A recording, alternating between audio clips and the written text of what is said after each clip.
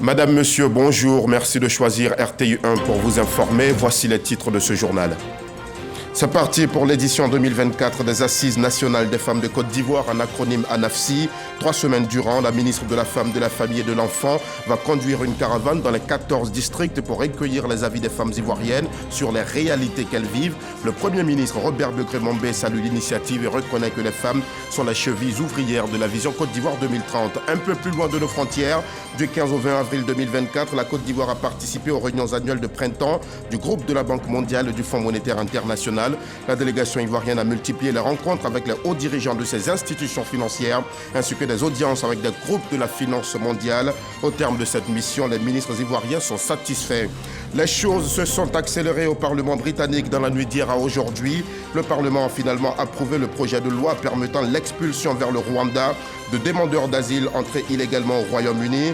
Une adoption qui intervient après une interminable bataille entre la Chambre haute, réticente face à ce texte, et la Chambre basse. Londres veut faire décoller ses premiers vols vers le Rwanda en juillet. Voilà pour le sommaire, vous suivez le 13h et vous faites toujours bien.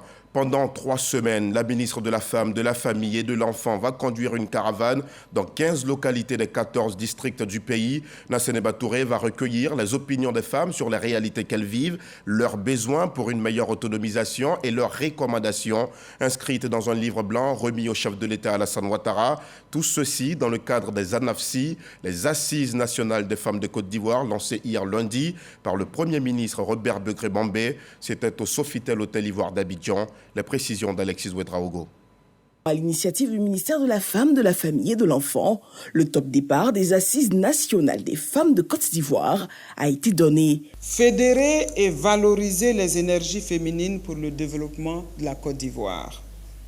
Tel est le thème de ces assises qui constituent une occasion privilégiée pour réunir les femmes autour de sujets d'intérêt commun, avec un double objectif: créer une plateforme de dialogue entre les femmes d'une part et d'autre part constituer une force de proposition unique et authentique pour améliorer les politiques publiques sur la condition de la femme dans notre pays. Marraine de cet événement qui verra des caravanes déployées dans 14 régions et 15 localités à travers le pays, la ministre d'État Anne-Désirée Ouloto exhorte les femmes, mais aussi les hommes, à s'approprier cette initiative. Il nous appartient de tirer le meilleur profit de toutes ces rencontres qui auront lieu, qui nous permettront de briser des liens, d'ouvrir des voies et de dessiner des perspectives heureuses et prometteuses pour l'épanouissement des femmes, mais aussi des filles de Côte d'Ivoire.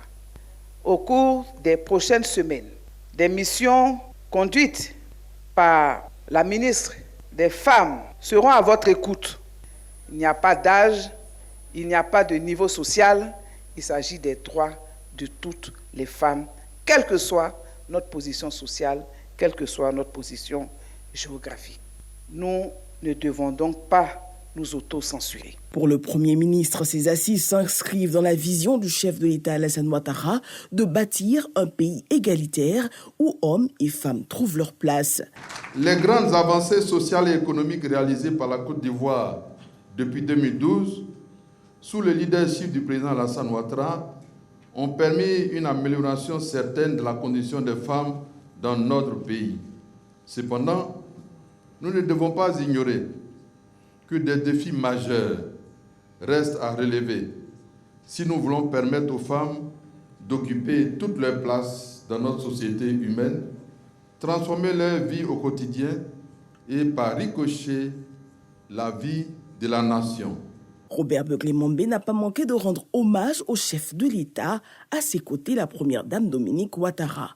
Je tiens tout particulièrement ici à rendre un hommage vibrant à Madame la Première Dame Dominique Ouattara, véritable source d'inspiration et qui, dans les sillons du président de la République, mène tous les combats pour l'émergence et l'autonomisation des femmes dans notre pays. Ces assises devront permettre, in fine, de construire une plateforme de solidarité à l'endroit des femmes. Il y a un ministre qui a déjà entamé sa tournée depuis des semaines, voire des mois, c'est celui de l'emploi et de la protection sociale. Maître Adama Camara a même dépassé les frontières du pays pour faire la promotion des différents produits qui garantissent aux Ivoiriens une belle existence, avec notamment la couverture maladie universelle. À Washington, aux États-Unis, le ministre a échangé avec le personnel de la mission permanente de la République de Côte d'Ivoire auprès des Nations Unies, ainsi que la communauté ivoirienne vivant aux États-Unis, le régime de retraite complémentaire par capitalisation ou encore le régime social des travailleurs indépendants était au centre des discussions. Le point de nos envoyés spéciaux, Herman Guivet et Dramé Lamine. Ambassade de Côte d'Ivoire aux États-Unis d'Amérique, Washington DC.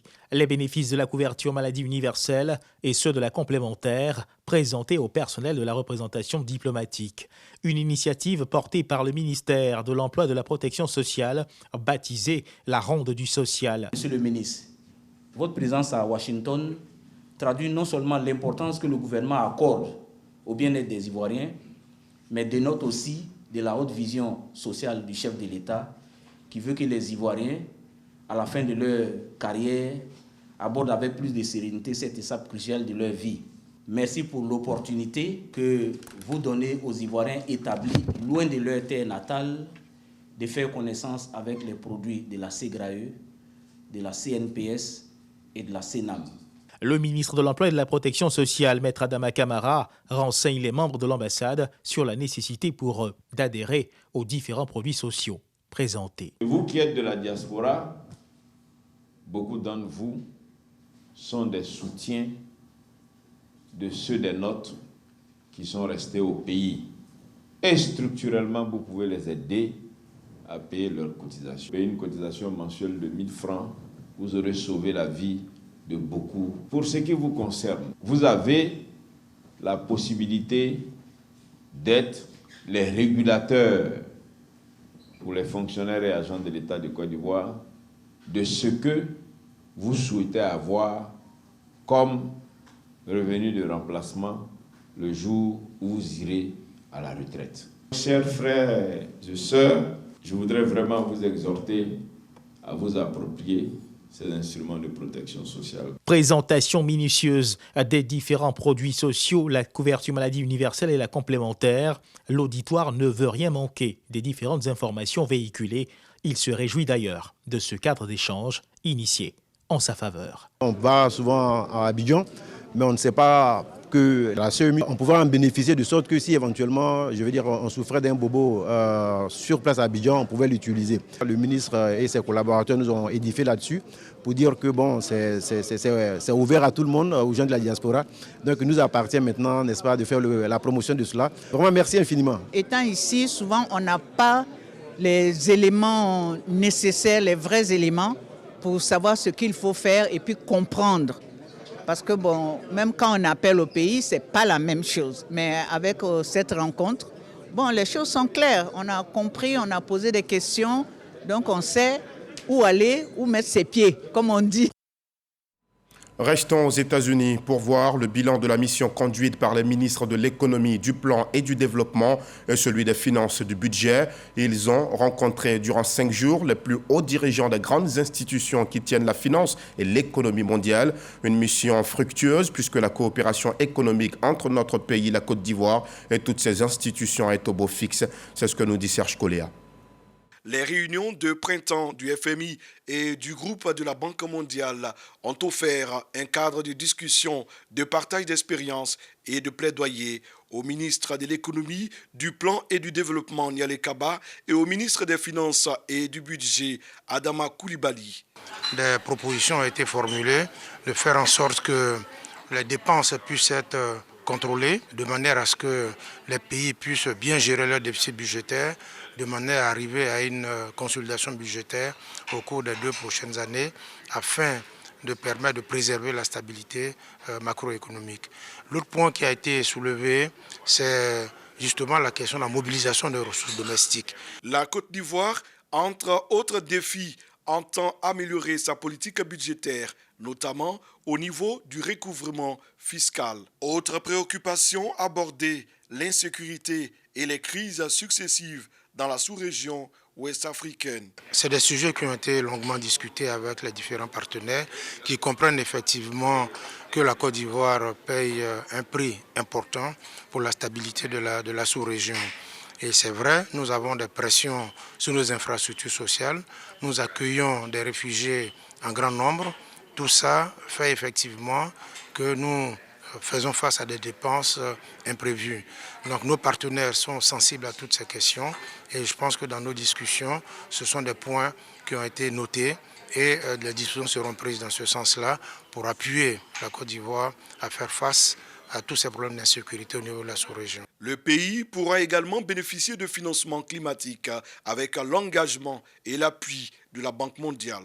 Nous avons, à l'issue donc de nos échanges, pu noter avec eux que la Côte d'Ivoire a une économie qui demeure robuste, une économie résiliente et une économie qui demeure en croissance forte. Ces réunions de printemps ont été l'occasion de reconfirmer la solidité des relations entre la Côte d'Ivoire et les institutions. Ces institutions qui ont accompagné la transformation structurelle de notre économie.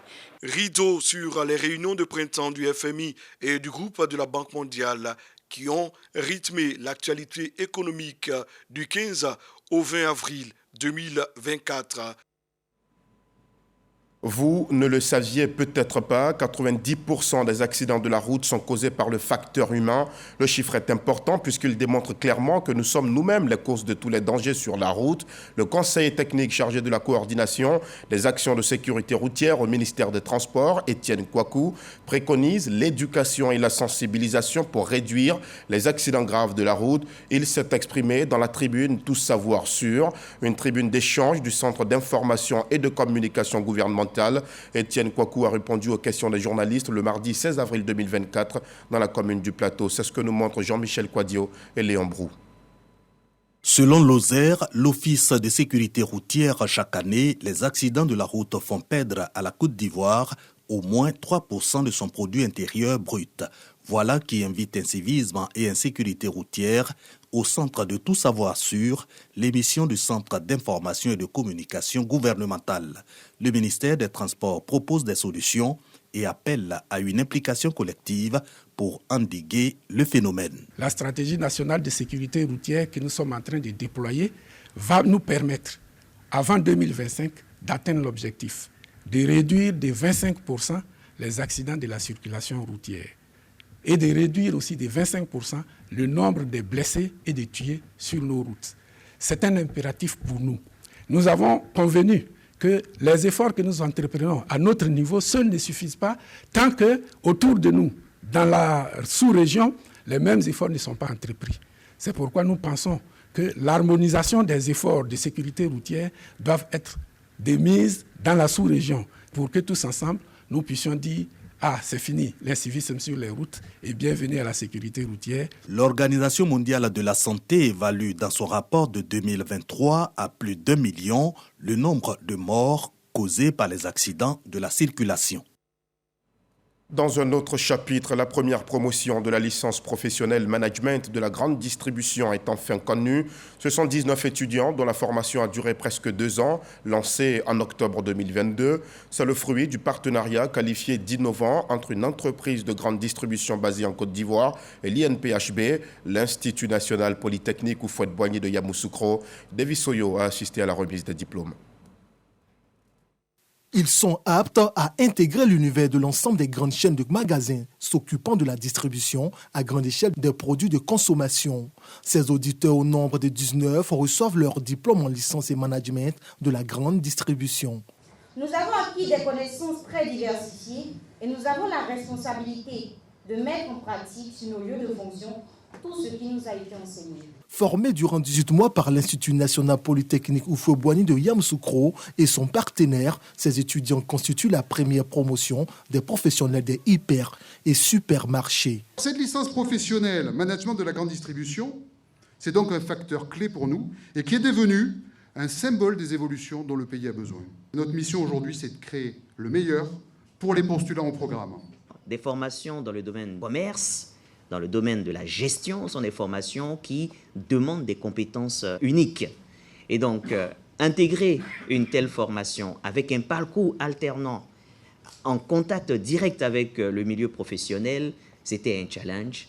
Et je pense que de cette expérience, nous allons tirer énormément de leçons. Cette initiative de l'Institut national polytechnique Houphouët-Boigny de Yamoussoukro cadre avec la vision du gouvernement, celle de former des étudiants dans des secteurs bien précis et faciliter leur intégration dans l'univers socio-professionnel. Un marché ultra-moderne de 1500 étals, 1000 magasins et un centre de santé entièrement équipé verra le jour très prochainement dans la commune de Yopougon. Elle sera construite intégralement par la mairie. La pose de la première pierre de cette infrastructure et bien d'autres annoncées à l'occasion s'est faite le samedi 20 avril dernier sous le regard d'Ami Diarasuba et Diamasso. Les quartiers Port-Boué 2 et Boukinisso dans la commune de Yopougon auront bientôt un marché et un centre de santé communautaire qui répondent aux normes. Ces infrastructures seront dotées pour le marché de 1500 étals, 1000 magasins, d'une crèche et d'un dispensaire. Et pour le centre de santé, d'un pôle mère-enfant, d'une salle d'attente, d'une pédiatrie et d'une salle de téléconsultation. De quoi soulager les populations. On est très contents. Nous sommes de quartier, on n'avait pas bon marché. Grâce à Bitoko, alhamdulillah rabbil alamina, on dit Allah merci, on va avoir un bon marché. Ici, lorsque les femmes doivent accoucher, et nous éprouvons d'énormes difficultés pour des soucis de voirie. Les femmes sont souvent déposées dans des brouettes qu'on transporte jusqu'au goudron avant de les conduire dans un centre de santé. Et aujourd'hui, je pense bien que nos soucis ont été levés. Le maire entend ici honorer l'engagement pris auprès des populations. Une mairie a une seule vocation, c'est l'amélioration du bien-être de ses administrés, de la population. Une mairie, c'est du social. Et tout ce que j'ai visité, inauguré aujourd'hui pour le lancement, c'est le marché, c'est les centres de santé. Même quand on n'a pas les grands moyens, on doit pouvoir mettre en place une chaîne de solidarité pour accompagner ces populations. À travers la construction de ces infrastructures, Adama Bitogo entame ainsi la réalisation des 6 centres de santé et les 4 marchés qui s'inscrivent dans son plan de développement pour la commune de Yopougon. Ces travaux sont prévus prendre fin dans 24 mois. Un vent de développement qui va aussi souffler sur le Bassa-Sandra, c'est dans le sud-ouest du pays. Le rapport final des résultats de l'enquête sur les axes de développement a été livré au ministre-gouverneur du district autonome du Bassa-Sandra. Cette enquête, menée par la chaire UNESCO, Bureau Anticipation, Prospective et Territoire Durable, est une sorte de fil conducteur pour mieux développer le district. La construction de voiries, d'usines de transformation des produits agricoles, y compris la promotion de la destination Bassa-Sandra, y sont mentionnés. Écoutez les précisions de Devi Soyo. Faire du district autonome du Bassa-Sandra un hub économique qui compte en Côte d'Ivoire, c'est l'objectif de l'enquête menée durant près de 2 ans par la chaire UNESCO, Anticipation prospective et Territoire durable. Les résultats de cette étude ont porté sur 3 axes: le livre blanc, le schéma directeur d'aménagement et de développement du territoire et le guide des atouts et potentiels économiques du district. Pour le livre blanc, il faut retenir que les populations du district autonome du Bassa-Sandra aspirent à avoir des infrastructures routières de meilleure qualité. Le deuxième élément au niveau du guide, c'est de consolider quand même les bases industrielles, agro-industrielles effectivement du district. Et puis valoriser davantage le potentiel touristique du district autonome. Les résultats finaux de l'enquête contenus dans des rapports d'une centaine de pages sont remis au ministre-gouverneur du district autonome du Bassa-Sandra. Nous avons notre orientation, le chemin par lequel nous devons passer pour atteindre nos objectifs. Nous avons dégagé des projets qui, ma foi, répondent aux besoins du district. Le livre blanc, dans lequel se trouvent tous les besoins des populations. Ils sont fiers de les avoir pour commencer à véritablement bien travailler. Ces documents seront soumis au Premier ministre pour validation et ensuite serviront de boussole pour la mise en œuvre de la politique de développement du district autonome du Bassa-Sandra. Ce district regroupe les régions du Bouaklé, de la Nawa et de San Pedro. On arrive à présent à la 9e Assemblée générale de l'URPCI, l'Union des radios de proximité de Côte d'Ivoire. À Bouaké, durant 2 jours, les membres de l'Union ont établi le bilan du président, adopté le plan d'action et le budget de l'année 2024. La rencontre a été présidée par Meïté Sendou, directeur de l'Agence de soutien au développement des médias, représentant le ministre de la Communication.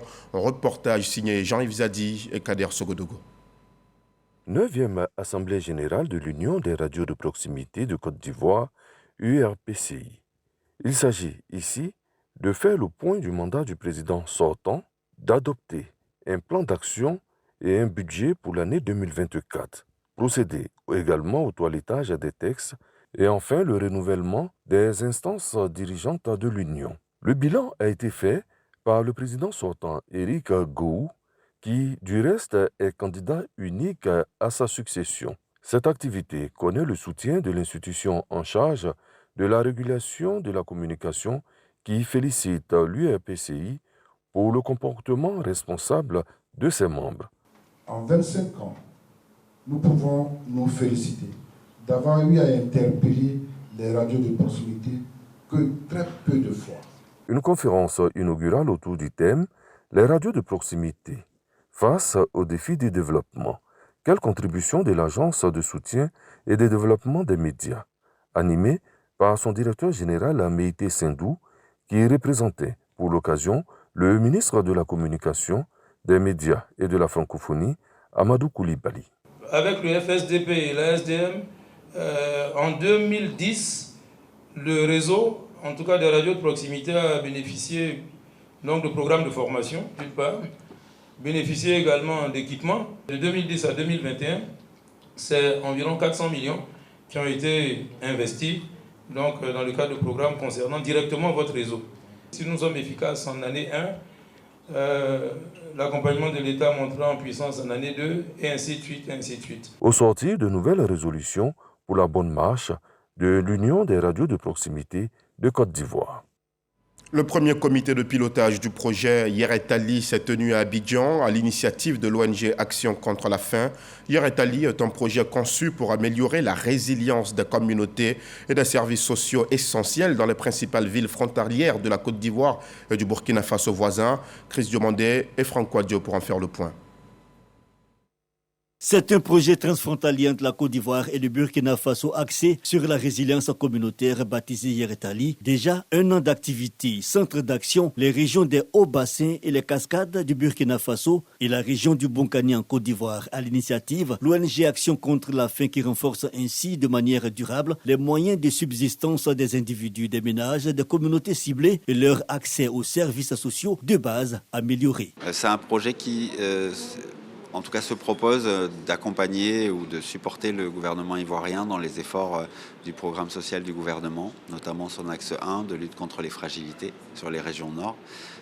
Donc notre idée, c'est de faire en sorte que l'afflux de populations qui fuient les violences au Burkina Faso et qui mettent de la pression sur les infrastructures de base et les services de base à disposition des citoyens ivoiriens, enfin des communautés qui vivent dans ces régions septentrionales, ne soient pas trop affectés par ces arrivées. Donc on s'assure, ou en tout cas on s'efforce de renforcer le système de santé, de renforcer l'accès à l'eau, aussi de développer les capacités de production des communautés qui accueillent. Une année d'activité, déjà un impact social dans la circonscription de Téini, région du Bonkani. Le projet Yeretali a marqué la vie de la circonscription par l'ampleur des réalisations qui ont été faites dans les centres de santé, dans les villages, en matière hydraulique, mais également en matière agricole.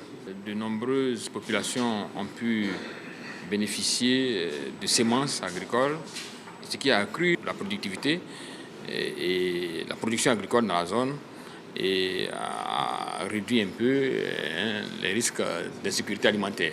Pour sa première année, 30 000 personnes ont bénéficié du programme Yeretali en Côte d'Ivoire en matière d'appui pour la production agricole, les semences améliorées, l'assistance en santé, la nutrition et diverses protections. Ibrahima Diaby est reconduit à la tête du patronat, du Haut Conseil du patronat des entreprises de transport routier de Côte d'Ivoire.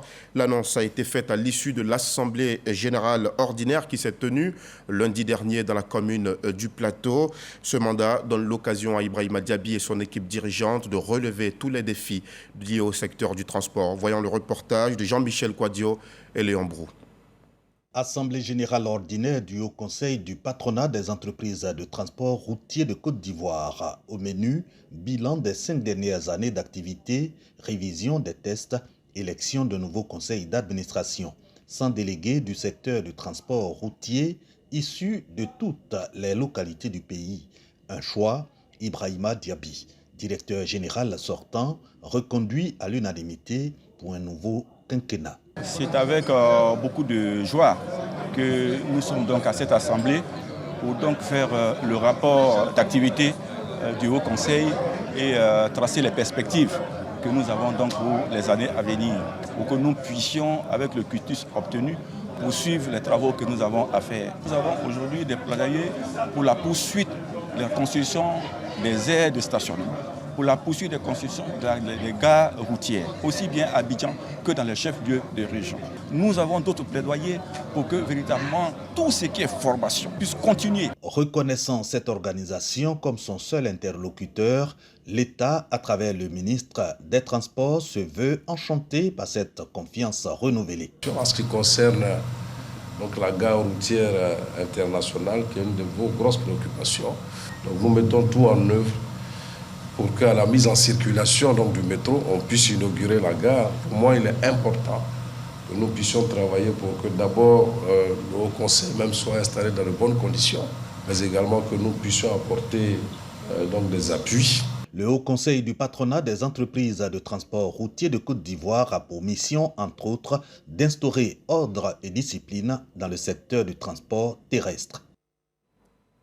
Dans un autre chapitre, la Jeune Chambre internationale a célébré ses 35 années d'existence en Côte d'Ivoire les 19 et 20 avril dernier.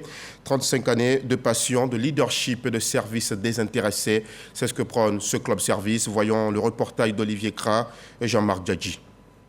Plus de 300 personnes au sein de cette résidence de la Riviera Golf. Vêtus de blanc, ces sénateurs, directeurs, chefs d'entreprise et membres fondateurs de la Jeune Chambre internationale Abidjan-Ivoire participent à un dîner gala.